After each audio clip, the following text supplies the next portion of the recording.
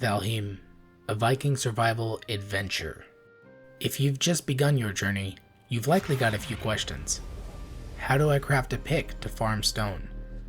What does food have to do with my health? How do I repair my gear? Well, I can help. I put together the top 5 questions that I had during my first hour of gameplay so that you can start your journey right. If you find this video helpful, please give it a like, leave me a comment, let me know what you think. And if you enjoyed and would like to see more content, please consider subscribing. And without further ado, let's go ahead and dive in. So number 1, let's talk about food. Unlike most survival games where you'll starve and die if you don't eat, Valheim takes a different approach to food. Food is beneficial to you for 3 main reasons. Eating food will increase your maximum health, your maximum stamina, and your natural healing regeneration. You can eat up to 3 food items, but you can only eat 1 of each specific food item. Each food will have a specific duration for which its buff will last, so there can be a lot of variables that determine which food is best for which scenario. Some give you more health, some give you better regeneration, some give better stamina, and some just last longer. As an example, I've eaten cooked meat, grilled necktail, and raspberries. If you look, cooked meat is clearly the best food item out of all 3 of these. However, since you're limited to eating only 1 cooked meat at a time, you can't rely on only a single source of food. Now, just for a clear understanding, in the statistics on each food item, the health represents how much maximum health that food will give you, the stamina represents how much bonus stamina the food will give you, the duration is how long it lasts, and the healing is the natural healing regeneration that you will get from that food item. If you look in the bottom left, you'll notice that our health is consistently going up. That's due to the healing regeneration and our maximum health being a lot higher than the base maximum health. Number 2 on this list is how to easily farm stone. The answer? A pickaxe, which leads to the next question. How do you get a pickaxe?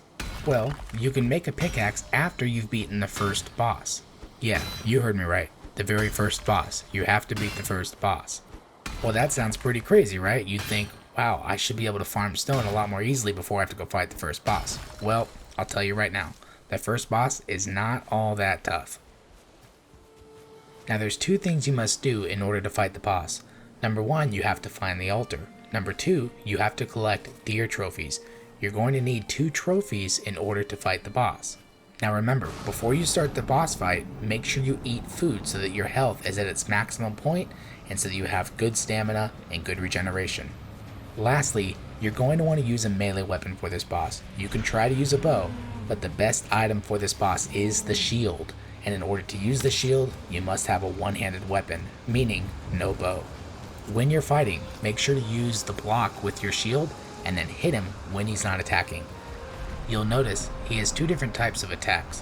One is a ground pound that sends out electricity, the other is a swing with his antlers. If you play smart and block at the right times, you shouldn't have to worry at all about taking too much damage. And if he does hit you, just remember you will regenerate your health because of the food. So don't give up, keep blocking, attack when you can, and you'll have him beat in no time. Once defeated, there will be an animation, a little bit of music, and the body will explode. You'll collect the resources that include heart antlers, a trophy, and the recipe for your pickaxe. Number 3 on this list has 2 parts. The first part is how to upgrade your workbench so that you can upgrade your items. To do this, you need to use structures like the chopping block or the tanning rack. Once your workbench has already been made, you go ahead and navigate to your hammer and build a chopping block nearby. Once constructed, you'll have many more recipes that you can build within your workbench, and your workbench will show a higher level and be able to upgrade all of your gear. These structures like the chopping block and tanning rack can be expensive, but they are definitely worth it. Once upgraded, navigate to the upgrade tab in your workbench and you'll see the list of all of the items in your inventory that you can upgrade. In addition, you'll see the benefits for each specific item and stat as well as the resource cost. Part 2 of this tip is how to repair your gear. Simply click on the button to the left of the workbench menu, and each click will repair a single item in your inventory. Repairing your gear is completely free, and it's highly recommended to repair all of your gear each time you are in the Workbench menu. Number 4 on this list is how to build a roof without killing yourself with a campfire inside your base. If you've already experienced this before, then you probably know what I mean. But if not, let me give you a little more details. Essentially, when you build your shelter, if you have a campfire inside your house, the smoke will fill the shelter up and will cause you to suffocate. In order to prevent this, you have to have a chimney or some opening in your roof for the smoke to escape. There's no specific way you have to do this, but you do want to have roof structures covering your entire floor. You do not want to have gaps. The only gaps you have should be vertical gaps that allow the smoke to escape. As you may have noticed, the developer spent a lot of time on the mechanics of this game. The smoke will find its way out. Due to there being complete freedom with the way you build your base, you can build your roof in many different forms. You can directly build a chimney with a designated spot for your campfire where it leads directly up with a horizontal gap, or you can build a standard roof with every floor covered by a roof structure and design your roof in a way where there's vertical gaps that are left open for the smoke to escape. As you can see in this video, I've already designed it in a way where it has vertical gaps, but I want to clear these ones to make the roof look neat and clean and good. Once you've finished your roof, I highly suggest you place a campfire in your structure and allow it to burn and create smoke so you can see if your design works and if it doesn't. If it doesn't work, then it's time to redesign and rebuild. As you can see, the smoke is finding its way up to the top of the roof and escaping out of those vertical gaps. My buffs show that I'm well rested, there's fire in the room, and I'm in shelter. No suffocation and no death.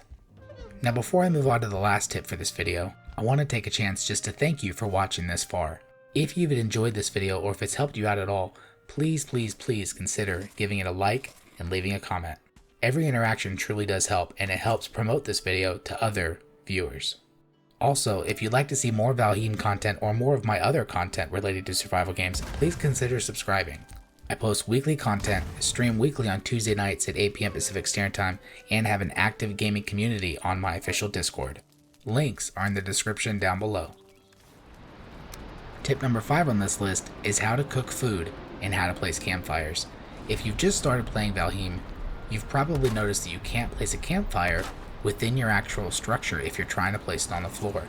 The way to get around that is to build your campfire directly on the ground by not having a floor in the spot you want the campfire. In order to cook food, you simply build the cooking station directly above the campfire itself. You can actually fit multiple cooking stations above a single campfire, so make sure you try to build with efficiency. Once placed, you simply click on the cooking station when you have the food in your inventory. An easy example of a food item that can be cooked would be raw meat or raw necktail. Now be careful, you can overcook your food, and if you overcook it, it will become coal instead of an edible cooked meat. Once cooked, you'll hear a sound. Simply click on it again and it'll fall off the cooking station for you to pick up. If you don't click on it soon enough, it will overcook and become coal. At that point, it'll fall off and you'll just collect coal when you go over to it, which coal is still a resource that can be used later on in the game. I hope these tips will help you all when you start your journey in the world of Valheim. Again, please don't forget to hit that like button and subscribe if you enjoyed the video. Thanks for watching, my name is Dark, and I will see you next time.